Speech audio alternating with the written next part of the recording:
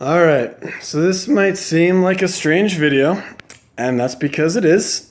I'm gonna read a short little story that will hopefully make you laugh, but before that, a little context.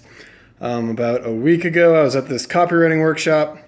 One of the exercises they had us do was do this little meditation thing for 5 minutes and then write a story.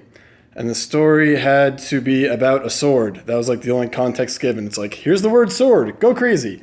And for writing it, we just had to go for 10 minutes straight without stopping.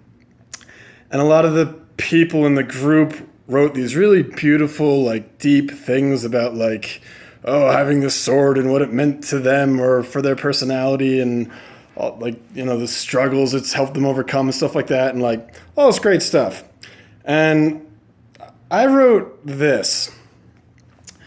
"You can't do that," the judge screamed as the lawyer reenacted what he believed to be how Reginald R. Rutherford died last week.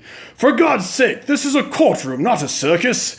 Danny was frustrated. His failed career as an actor had led him to become a lawyer, but his flair for the dramatic had never gone away. Danny lay on the ground, leg twitching, going gargle, gargle, gargle, pretending to breathe his last breath as his invisible sword was protruding from his stomach. "Well, I've got to show the jury how Mr. Reginald was found. Based on the evidence to show it, it would be impossible for my client to have stabbed him. My writing's really hard to read. The judge exclaimed, "You haven't done any of that. You've been parading around like a Nancy boy for no reason." "I liked it," juror number 4 piped in. "Me too," said number 6. "I felt it was a little contrived," said the bailiff. "The pause between when he was stabbed and fell to the ground felt unrealistic. No, Danny, I think a dying part is not right for you. I see you more as the stern old dad character."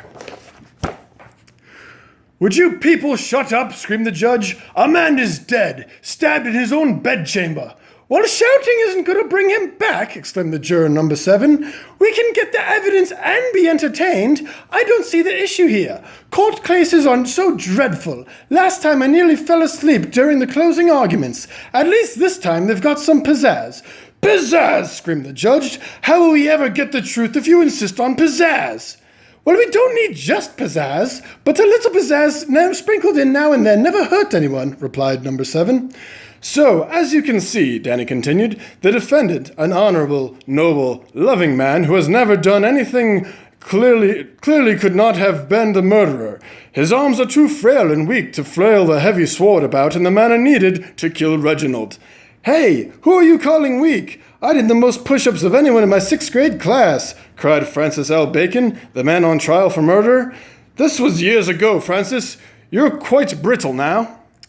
"Well, I still don't see why we had to go with the 'I'm too weak' defense. I was at my mother's all last night. We could have used her as a witness." "Yes, but that's a rather boring story," replied Danny. And that's it. So, I don't know. If you actually listened to that, found it entertaining, let me know. Otherwise, I'm going to assume no one actually listened to this, and it was very silly. And, I don't know. Made me laugh writing it, so I thought you'd like it. Maybe I'll do more. Maybe not. I don't know. Bye.